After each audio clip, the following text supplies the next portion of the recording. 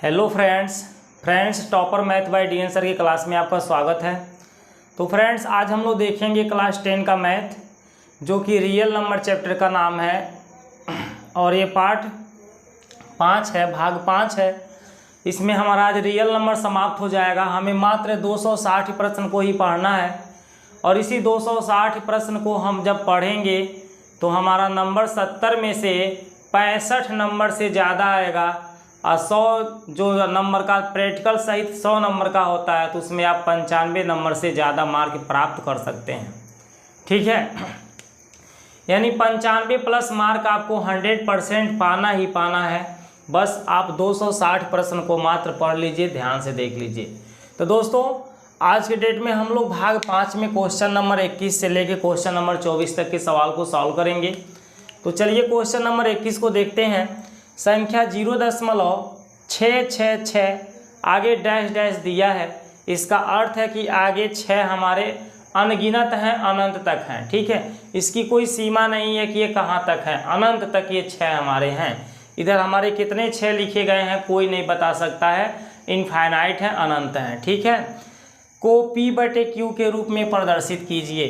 तो ये जो 0.666 डैश डैश लगा दिया, अनगिनत 6 लिखा गया है, इसे P/Q के रूप में दर्शाना है। तो हम कैसे दर्शाएंगे, यहाँ क्वेश्चन नंबर 21 का हल देखिए। तो हम यहाँ क्वेश्चन नंबर 21 के हल में लिखेंगे, माना x बराबर 0.666 डैश डैश डैश।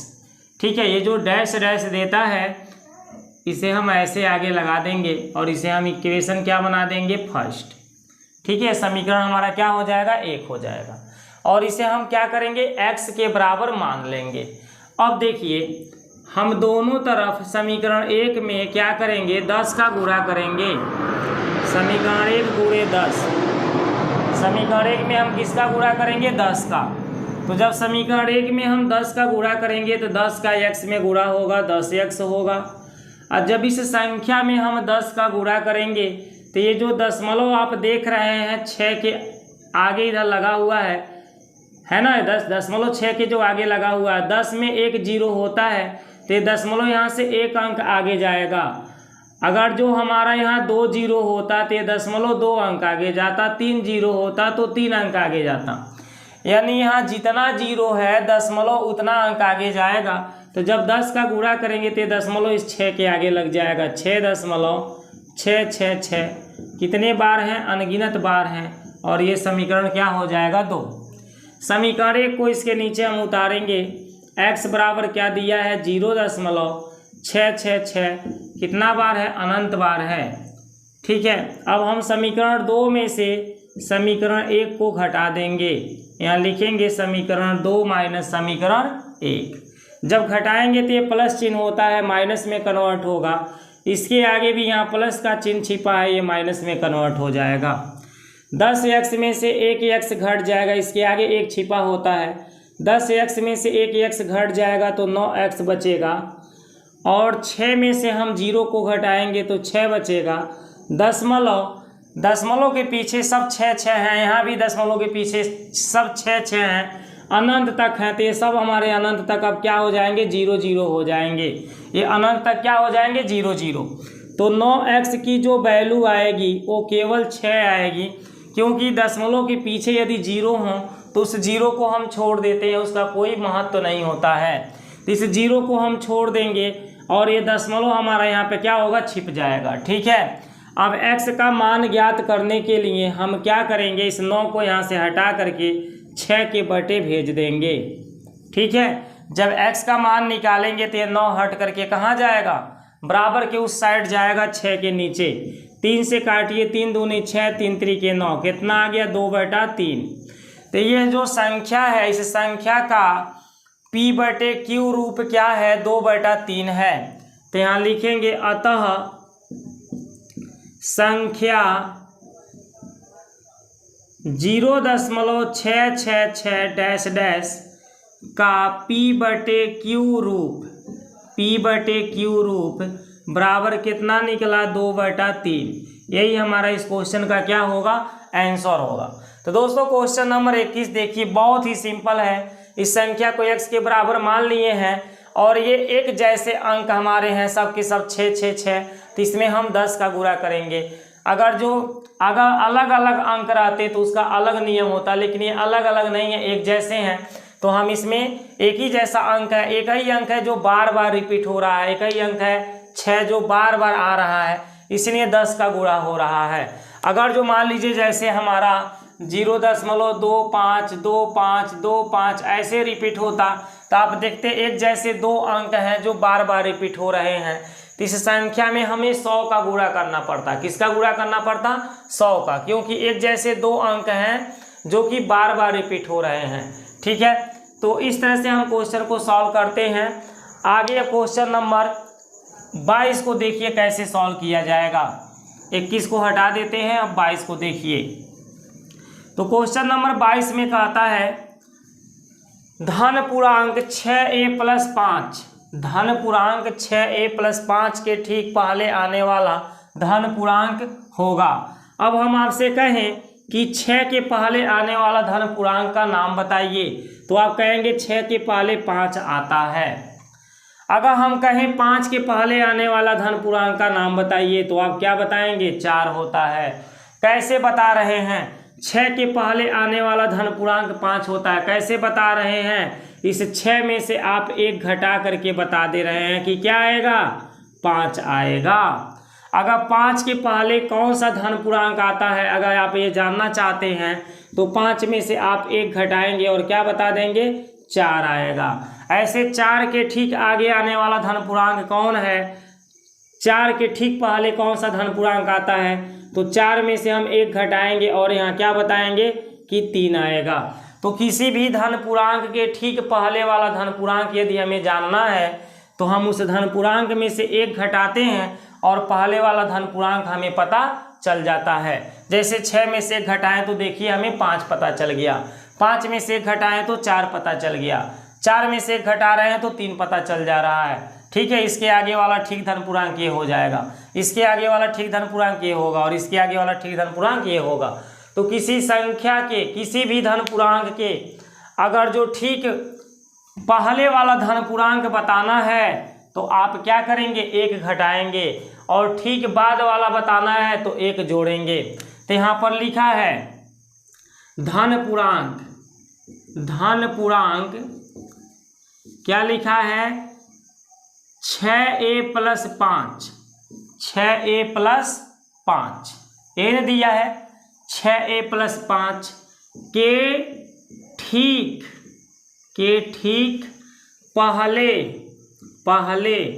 आने वाला धन पूर्णांक, आने वाला धन पूर्णांक हमें बताना है।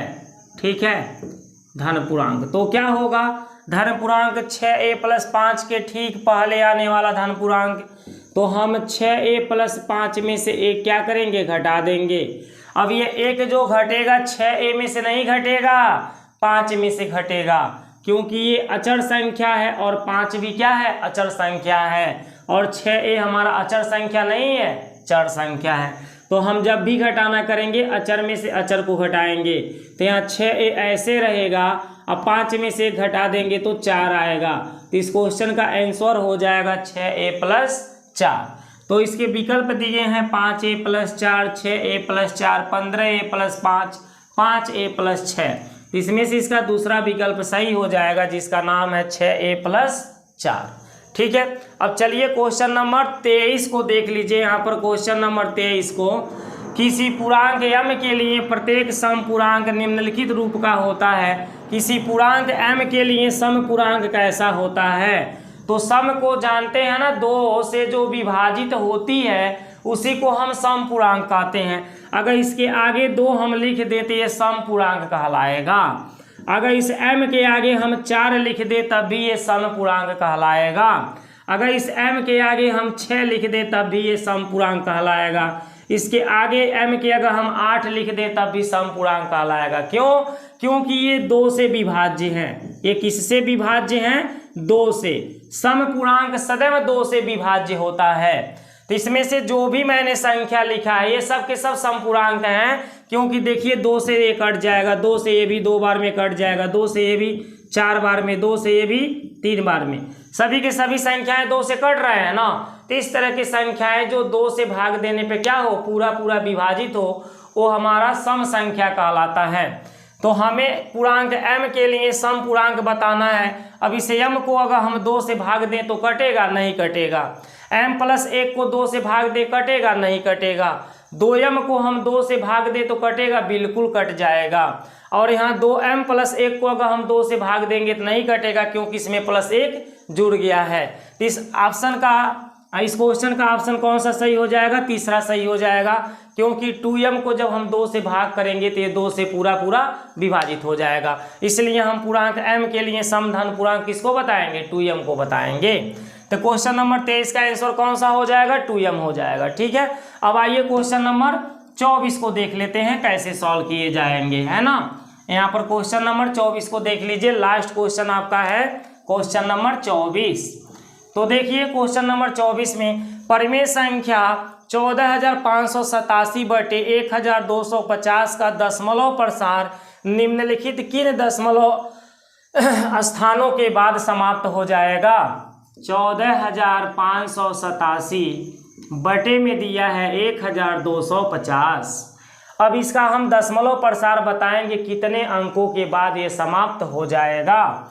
तो देखिए 1250 का फैक्टर कर लीजिएगा। 1250 को जब आप काटेंगे 2 से तो ये 625 बार में कट जाएगा। अब 5 से काटेंगे तो 125 बार में कटेगा, फिर 5 से काटेंगे 25 बार में, फिर 5 से काटेंगे 5 बार में, फिर 5 से काटेंगे 1 बार में। तो जब हमने इसे काटा 14,587 बटे कितना है 1250, जब हमने इसको काटा तो एगो देखिए 2 आ रहा है और एक संख्या कौन सी आ रही है 5। 2 एक ही बार आया है और 5 देखिए कितना बार आया है, 4 बार आया है। तो यहाँ हम 5 के घाते क्या लगाएंगे 4। अब हर में 2 के घात 1 है और 5 के घात कितना है 4। तो किस संख्या का घात ज़्यादा है हर में, तो आप कहेंगे 5 के घात ज़्यादा है।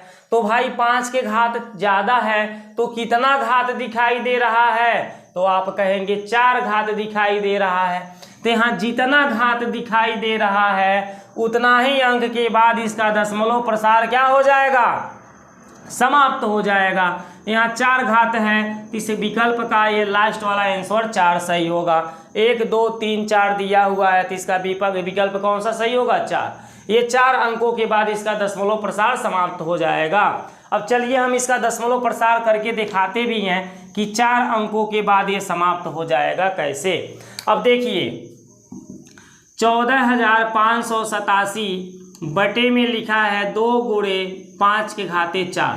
यहाँ जितने घात 5 पर हैं उतना ही घात 2 पर होना चाहिए। तो यहाँ आप देख सकते हैं 2 पे केवल एक ही घात है। अब 2 पे 4 घात कैसे होगा, तो हम 2 के घाते 3 से गुणा कर देंगे कि 2 के 3 घात और इस 2 के 1 घात दोनों मिलके 3 और 1 कितना हो जाएंगे 4 घात। जितना घात 5 पे है उतना घात 2 पर होना चाहिए। तो हम 2 के घाते 4 लाने के लिए 2 के घाते 3 से क्या कर रहे हैं गुणा, और नीचे करेंगे तो ऊपर भी हम 2 के घाते 3 से गुणा करेंगे। अभी आएगा 14,587 गुणे 2 के घाते 3 का मान 8 होता है बटे 2 के घाते 3 और 2 के घाते 1 मिलके 2 के घाते कितना बनेगा 4, और गुणे 5 के घाते कितना दिया हुआ है 4। आगे देखिए 8 का हम 7 में गुणा करेंगे, 8 7 56 होता है। 8 का 8 में गुणा करेंगे, 8 8 64 होता है, और 64 में हम 5 को जोड़ेंगे तो कितना होगा 64 5 69 होता है। हासिल आपका क्या बचेगा 6। 8 का 5 में गुणा करेंगे, 8 5 40, और 40 में 6 को जोड़ेंगे 46, हासिल कितना बचेगा 4। 8 चौका 32 में 4 को जोड़ेंगे 36, हासिल कितना बचेगा 3। 8 एकम 8, 8 में 3 को जोड़ेंगे 11 बटे 2 और 5 का गुणा हो जाएगा, 2 5 10 हो जाएगा और इसके घाते का हो जाएगा 4। जब घात समान होता है तो आधार का गुणा हो जाता है। 2 और 5 का गुणा करेंगे 10, दोनों का घात 4 है तो कि यहाँ 4 लिखाएगा। अब देखिए 10 के पावर जितने हैं, 10 के पावर जितने हैं दशमलव उतने अंक के आगे जाकर के लगेगा। इस सवाल में दशमलव कहाँ है, पीछे छिपा हुआ है। जिस अंक में दशमलव नहीं दिखाई देता है उसमें दशमलव पीछे छिपा रहता है। तो 10 की पावर कितना है, 4 है ना, तो ये दशमलव यहाँ पीछे से 4 अंक आगे जाएगा। गिनिए 1 2 3 4, यानी ये दशमलव यहाँ पर आके लगेगा। तो हम यहाँ लिखेंगे 11.6696। ठीक है, ये दशमलव कहाँ आके लगेगा, 4 अंक आगे। टोटल अंकों को यहाँ लिख लेंगे, 11 66 96 को यहाँ लिख लेंगे और 4 अंक गिन करके आगे हम दशमलव को लगा देंगे। तो यही इसका दशमलव प्रसार हो जाएगा। तो अगर इस सवाल का दशमलव प्रसार बताना है तो आप ये बताएंगे, और यदि इसमें ये